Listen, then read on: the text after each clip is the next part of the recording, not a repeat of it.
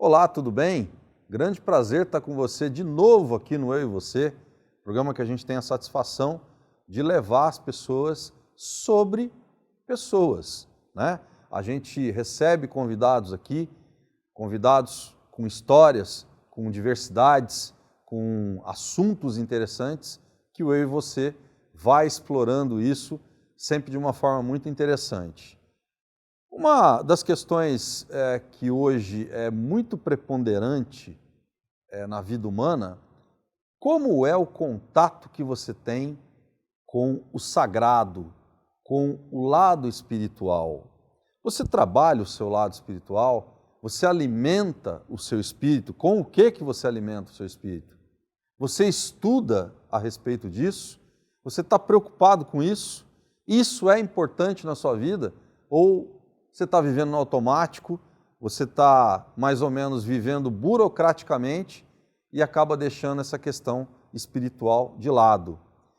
Com isso, nós temos aqui a honra e a presença da minha querida amiga Priscila Belintani, doutora Priscila Belintani, professora como eu aqui na UNORTE de Psicologia, e que tem a grata vinda para que a gente possa trabalhar esse assunto. Eu tenho muita curiosidade de saber o que você pensa a respeito disso.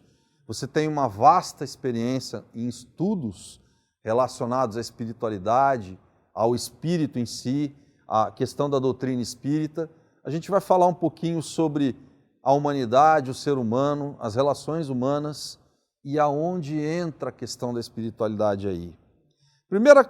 Primeira pergunta que eu te faço, Priscila, eu acho que eu não tive oportunidade ainda de te fazer. Quem é a Priscila Belintani? Ai, Marcos. Bom, é uma alegria a gente estar aqui hoje, poder conversar um pouquinho sobre isso, né? Quem é a Priscila é uma pergunta interessante, difícil, eu acho até, porque eu acho que o ser humano, muitas vezes, está tão preocupado em ter que ele esquece um pouco do ser, né? E talvez Priscila Belintani seja o meu nome, né? Sim, Mas seu qual nome. será que é a minha identidade, Identidade. de verdade, né? Eu acho que essa essência, esse eu maior, esse eu interior que a gente quer tentar descobrir, quer tentar conhecer, ele é uma construção, né? Eu acho Sim, que ele é uma interessante. construção. Eu acho que a Priscila é um ser que está sempre construindo, desconstruindo, reconstruindo, aprendendo. Eu saberia dizer algumas coisas que são importantes para a Priscila, né?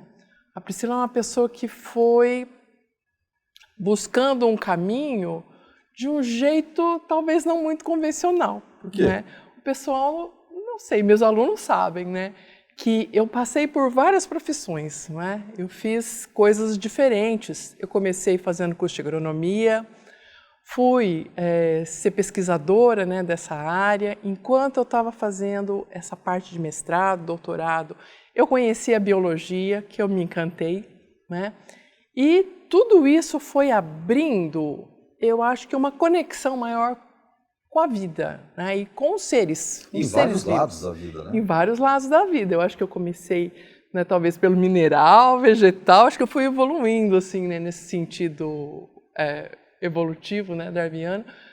Os animais até chegar no ser humano com a Olha que psicologia, interessante isso. né? Eu acho que aí quando eu comecei a desenvolver algumas tarefas muito próximas da mente, da alma do ser humano, eu fui sentindo uma maior necessidade de aprimorar, não só extraoficialmente, né, mas aprimorar o conhecimento acadêmico, o conhecimento teórico e trabalhar isso junto com a prática, né? Então, a Priscila é uma pessoa que busca, acho que ela é uma buscadora, né? Eu me considero assim, uma pessoa que está sempre aprendendo, tem uma necessidade, eu acho, né, de aprender e de aplicar as coisas que eu aprendo da maneira mais simples, eu acho, né? Trazendo isso para o meu dia a dia, Eu acredito que as coisas realmente importantes, elas não são aquelas eventuais, do dia de festa, do dia de comemoração, não. São os pequenos gestos, é no contato com todas as pessoas, desde o estacionamento, a hora que a gente vai, às vezes, numa fila, conversar com as pessoas. Esse contato humano, para mim, é fundamental. Então, a Priscila é uma pessoa que gosta de gente. Eu amo a vida, eu amo as pessoas e eu amo estar com as pessoas, mesmo com aquelas pessoas desafiantes, né? Porque existem muitas, né? Que fazem parte da nossa vida. Sim. E essas pessoas desafiantes vêm para realçar o nosso desafio, que é o desafio de viver. Você acredita que você chegou num determinado estágio da sua vida, da tua existência, que você pode entender o autoconhecimento como uma missão cumprida ou não? Acho que está longe disso, né? Eu acho que hoje eu me sinto mais consciente, né, de tudo que eu preciso ainda desenvolver. E eu acho que eu começo a levantar a ponta desse véu, né, que somos nós mesmos, né? Eu acredito que a gente passa uma grande parte da vida tentando esconder da gente mesmo aquilo que a gente tem, por exemplo, de defeito. A gente sim. só quer ver as qualidades, né? Sim, claro. Só que eu acho que para transformar para melhor, a gente precisa se aceitar como a gente é, né? Então, eu acho que hoje eu cheguei no ponto do autoconhecimento que eu começo realmente a perceber tudo aquilo que eu ainda tenho por fazer. Mas, olha, eu já cheguei num ponto que eu gosto de mim, sabe? 2023 é na Unorte. São mais de 30 cursos de graduação nas áreas de saúde, humanas e exatas, tecnologia de última geração, infraestrutura completa e corpo docente qualificado garantem a você a melhor formação. Na Unorte, seus sonhos se tornam realidade. Acesse o site unorte.edu.br ou nosso WhatsApp para mais informações. Unorte, seu lugar é aqui. Apesar de você gostar, que é essencial dessa pessoa que habita dentro de você, a impressão que dá com isso que você está trazendo é que você já entendeu qual é o papel da vida. Você já sacou o que é que a vida quer de você e o que você quer da vida. É isso? Eu acho que sim. Isso que você fala, assim, como se fosse o sentido, né, dessa existência, para mim, nesse momento, então, nessa existência, nesse momento, eu acredito que eu começo, sim. Não sei se eu tenho essa visão completa, tá? Eu acho que nunca a gente está completo. Acho que perfeição é algo que acontece quando a vida acabou, né? Enquanto a gente está vivo, a gente ainda está aprendendo. E eu me sinto assim, sempre aprendendo. Mas essa coisa de sentir qual que seria a minha missão, eu acho que sim, eu já tenho uma boa noção disso. Você acredita que a vida, enquanto projeto, um projeto a ser constituído na nossa existência, ela é justa? Ela é uma experiência de viver justa ou não necessariamente? Ela não tem que ser justa. Porque, veja bem, a gente convive com uma grande diversidade humana no mundo de pessoas que estão vivendo situações caóticas. Como é que a gente pode fazer esse diapasão entre quando a vida é justa para alguns e quando a vida é injusta para outros? Será que ficar entre essa dicotomia entre justo e injusto, ou seja, a gente pode concluir que viver e justiça não são coisas que se agrupam para ter uma mesma missão? É uma questão bastante desafiadora, né? O que eu vou dizer para você? Eu vou dizer sobre o meu olhar, tá? Talvez se eu não acreditasse em reencarnação, seria muito difícil de compreender um mundo que fosse bom e justo ao mesmo tempo, né? Isso é até uma discussão filosófica, né? Se Deus é bom, por que Ele permite tanto sofrimento? Claro, exatamente. Ou se Ele é bom, mas Ele não tem poder para fazer essas mudanças, então Ele não seria todo poderoso, né? Mas quando a gente olha essa questão e olha o mundo, né? E as dificuldades, os grandes desafios que as pessoas enfrentam, se eu pensar em termos reencarnatórios, nós temos, então, várias experiências. Essa não é a única. E se eu estou num processo de aprendizado e evolução, a cada experiência, a cada existência, eu tenho a oportunidade de aprender coisas diferentes, habilidades diferentes. Então, se em uma, por exemplo, eu desenvolvo muito a parte técnica, a inteligência, em uma outra, talvez, eu desenvolva muito mais a humildade. Com outras questões. Isso. Por quê? Porque eu preciso evoluir em todos os aspectos. Sim, então você vai equilibrando isso nas suas existências. Exatamente. Então, se eu pensar, por exemplo, lidar com o dinheiro, né? O dinheiro é algo, na nossa sociedade, muito valorizado.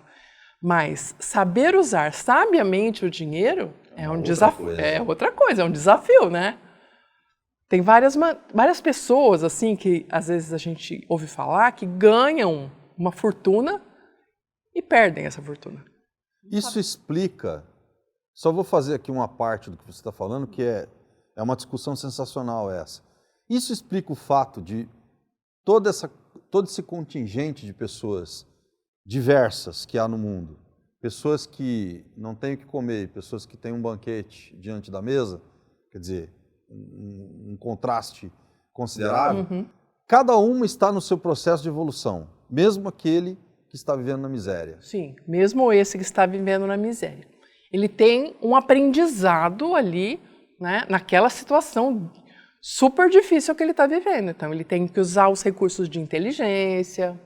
Mas veja bem, não é porque o mundo propicia essas lições que nós, como sociedade, não temos responsabilidade sobre aquilo que o outro está vivendo, né? Então, assim, se eu tenho uma grande disponibilidade de recursos e o outro não tem, então não é porque ele está evoluindo com aquilo que eu não vou auxiliar, eu não vou promover uma maneira dele crescer também. Então, essa também é uma função social. Nós crescemos como indivíduos, mas nós também crescemos como sociedade. Então, sim, existe uma responsabilidade de todos, né? Essa responsabilidade é de todos. E essa responsabilidade é proporcional. Proporcional ao conhecimento, proporcional à capacidade, proporcional à possibilidade. Você estava falando muito bem a respeito da importância que o estudo da reencarnação trouxe para você, o significado que isso tem para o seu entendimento de outras instâncias da vida. E a gente enveredando um pouquinho para a questão do espiritismo. Você é uma estudiosa do espiritismo, você é adepta do espiritismo. Como que você está vendo a humanidade hoje pela lente do espiritismo? Então, quando a gente tem esse olhar de que Deus governa tudo e que nós temos, né, um propósito de crescimento, muitas pessoas às vezes olham para as coisas que estão acontecendo assim, é o fim dos tempos, eu não tenho esperança. Catastrófico, né? É tudo catastrófico, tudo vai para a destruição, mas acontece que a destruição ela faz parte do processo de crescimento. Então, é como uma reforma de uma casa, né? Conforme a família cresce, às vezes a gente precisa derrubar uma parede e ampliar o espaço. Então, o nosso planeta, ele está num processo de evolução. E as pessoas que estão aqui, né, nós seres humanos, estamos nesse processo de evolução. Então, a gente não está à deriva. Se a gente olhar para o universo e imaginar esse universo imenso que a gente tem, né, você acha que Deus ia errar aqui com a gente? Pois é, seria muito... seria uma visão muito pequena, né, talvez, do Criador, né? Então, assim, é só que como o Criador é eterno, ele não tem pressa, né? Então, ele permite que a gente faça as nossas experimentações. Igual uma criança que está aprendendo a engatinhar, a andar, ela vai cair, ela vai tropeçar, muitas vezes ela vai chorar como consequência, né, daquela queda. E o pai amoroso, ele vai auxiliando e permitindo que ela passe por várias experiências até que em algum momento ela se firma, ela aprende a se compreender, compreender o próprio corpo, o próprio equilíbrio e como é que ela vai desenvolver aquela ação que parece tão simples, mas na vida de uma criança é muito importante. Na nossa vida é a mesma coisa. A gente está nesse processo e sim, existe um auxílio constante, mas também é permitido que a gente passe pelas experiências, mesmo quando a gente tema em fazer uma coisa que a gente até está vendo que vai dar errado, mas a gente fala, não, comigo vai dar certo. Né? E aí as consequências acontecem. Mas esse Deus que é todo bondade nos dá infinitas oportunidades. Então, às vezes a gente fica travado e não quero fazer nada porque eu não quero errar. E isso também não funciona. Eu preciso fazer o meu melhor, ou pelo menos aquilo que eu acredito que é o melhor naquele momento. E aí eu vou ter que ver o que acontece como resultado depois. Se a gente pudesse ensaiar, seria bom, né? Claro, se tivesse uma partitura, uma cartilha, um manual de instruções, talvez as coisas funcionassem de maneiras muito mais eficazes. Mas estamos aqui também para falhar, para não entender, para cometer equívocos, para sofrer. O que eu também é algo que eu debato com você, é a função do sofrimento na vida. O sofrimento, ele não ocorre porque, digamos assim, talvez tenhamos uma penitência na nossa vida para pagar, mas porque há uma função interessante do sofrimento. Desde o ensino médio, eu já sabia o que eu queria, era odontologia. E na hora de escolher foi muito fácil, porque a Unorte conta com os melhores aparelhos, são mais de 72 cadeiras de clínica, então aqui é o lugar. Se você tiver ainda dúvidas de onde você queira fazer, a Unorte é a escolha certa em odontologia e outros cursos.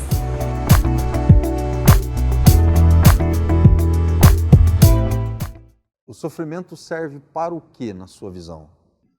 Bom, agora vou fazer aqui uma diferenciação, tá, Marcos? Entre a dor e o sofrimento. Isso, exatamente. A dor serve para nos igualar. Interessante.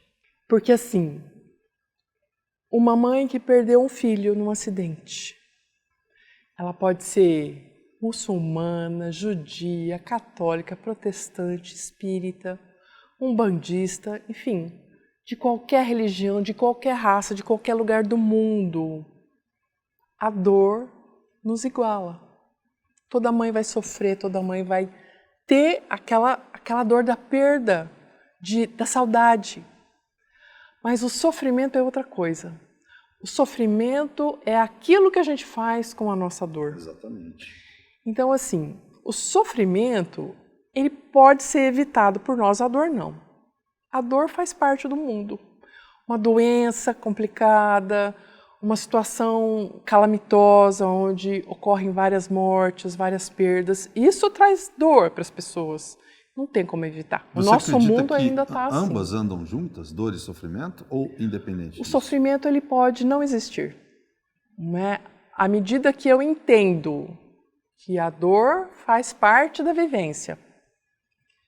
Que, claro, eu vou fazer de tudo para não sentir dor, certo? Então, se eu estou com um machucado, se eu estou com uma doença, eu vou usar todos os recursos, e é importante que a gente busque realmente os recursos, para a gente se sentir bem. É isso que move as pessoas. Agora, o sofrimento, normalmente ele acontece quando eu acho que eu não mereço aquilo, quando eu acho injusto aquilo pelo qual eu estou passando. Então, muitas vezes a gente se pergunta, por que comigo? Mas eu perguntaria, por que não comigo? Por que não comigo, exato. Não é? Então, se todo mundo por aí tem alguma forma de problema, todo mundo está passando por situações difíceis, por que não comigo? Agora vamos falar uma coisa aqui, de psicólogo para psicóloga. Quais são as principais dores da alma que você elencaria hoje em dia que estão chegando até você? Olha, Vamos agora falar do sofrimento, tá? As dores da alma são muitas, né? Acho que a gente poderia estar falando, por exemplo, uma outra entrevista que eu vi você falando, né, com o Cássio Neves, eu achei interessante. Ele fala sobre a carência que as pessoas têm. Ah, sim, a carência. Né? Então, eu acho que uma das dores que o ser humano tem enfrentado atualmente é a falta da proximidade com os outros seres humanos. Sim, claro, concordo. Ao passo em que a internet foi uma ferramenta de grande auxílio e pode muitas vezes unir as pessoas, muitas vezes nós não sabemos utilizá-la, né, da maneira adequada, e muitas vezes a gente se afasta daquele convívio real, face a face, a proximidade com os familiares, com os amigos. E o ser humano, ele é um ser social, né? Então, faz muita falta, é muito importante. Então, essa é uma das dores que eu acho que a gente tem enfrentado. Mas você tem percebido, então, que está se transformando numa grande dor humana a falta do contato, a falta da proximidade. Eu percebo e isso. Também a falta da reciprocidade na proximidade. Porque há pessoas que estão próximas, muito próximas, mas não significa que estejam sendo recíprocas na proximidade. Elas estão próximas fisicamente, mas não estão próximas de alma. De alma, exatamente. As nossas almas estão distanciadas. Nós estamos em pleno contato com as pessoas, o tempo todo, não estamos? Eu acho que existe um recrudescimento, um aumento do egoísmo no mundo de uma maneira geral. As pessoas estão voltadas mais para si mesmas, né? Eu acho que elas estão se autoestimulando, estimulando umas às outras a esse sentimento de egoísmo. Eu acho que muitas vezes a gente cultiva o egoísmo. Quer dizer, a gente já tem por natureza um egoísmo, talvez, né, que a gente nasce com ele ou que é desenvolvido na família. Eu quero o mundo para mim, né? Isso. O mundo é para mim. O mundo não é para você. O mundo é para mim. Eu quero que tudo que há no mundo me abasteça, me sirva. Isso. Eu quero Deus para mim. E acho que, assim, um dos sofrimentos que está conectado com essa dor é aquele sofrimento de se achar muito importante e que não foi valorizado como deveria. Claro. Que pode gerar um melindre, o ressentimento, essa autodesvalorização. Isso é um sofrimento que poderia ser evitado, né? Porque até na oração mais conhecida, que é o Pai Nosso, o Pai é nosso, né? O Pai é nosso. É nosso, não é só meu. Não é só meu.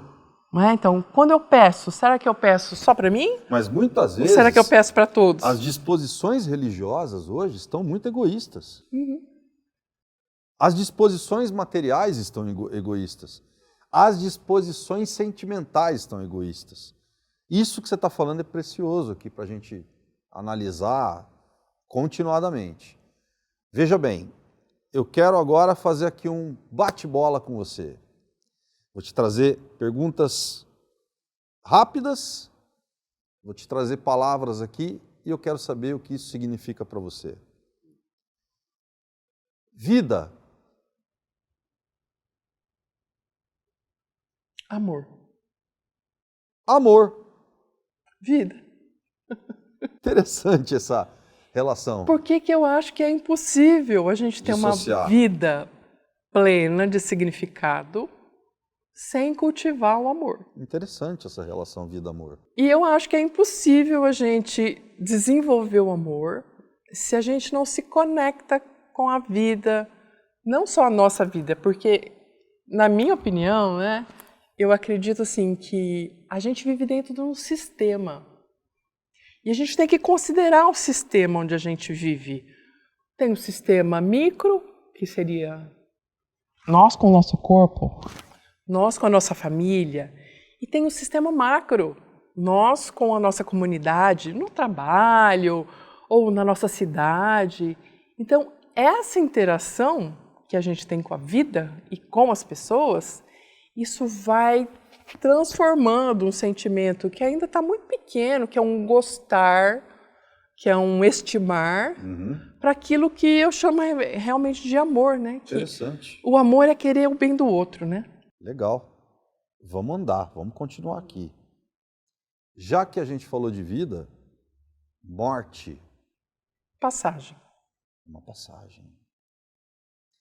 O que é realmente essencial? Qual o significado da palavra essencial para você?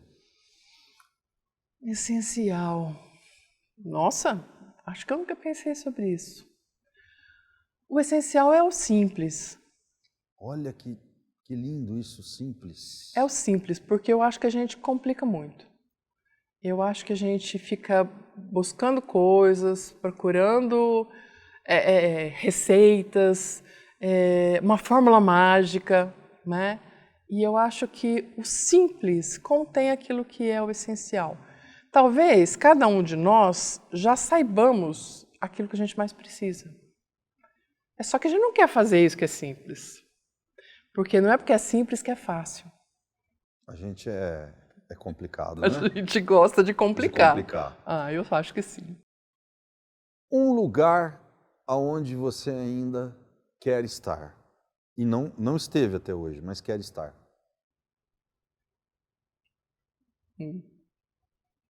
Um lugar só? Pode ser vários, Acho mas que um tem lugar. muitos. Eu vou escolher um lugar do Brasil, né? Porque eu acho que o Brasil é tão maravilhoso. Existem muitos lugares no mundo que eu gostaria de estar. No Brasil eu ainda não fui para Fernando de Noronha. Fernando de Noronha, eu também nunca tive oportunidade. É uma região realmente que desperta fascínio na gente, né? O que você acredita que seja natural de acontecer no mundo com tantas transformações que vem acontecendo daqui a um tempo? Para onde você acredita que a gente vai chegar?